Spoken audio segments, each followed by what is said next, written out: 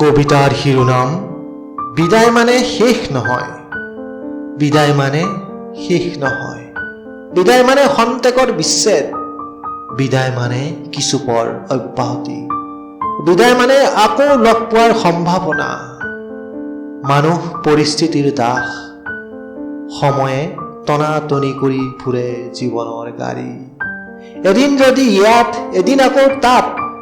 প্ৰয়োজন আৰু পৰিস্থিতি সাপেক্ষে অহা যোৱাবোৰ চলি থাকে।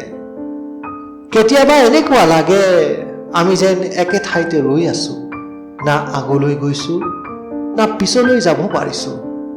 একেই সূৰ্য, একেই আকাশ, একেই পৰিধি। আচলতে আমি নজনাকৈ আমি গৈ থাকো। ইচ্ছা কৰিলেও মানুহ একে ঠাইতে ৰৈ থাকিব নোৱাৰে। সময় ৰৈ নাথাকে কাৰণে কঠিন হলেও পুৰণিক এৰি দিব লাগে। সহজ নহলেও নতুনক আদৰি ল'ব লাগে।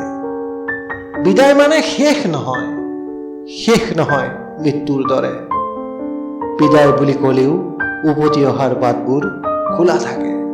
ধন্যবাদ।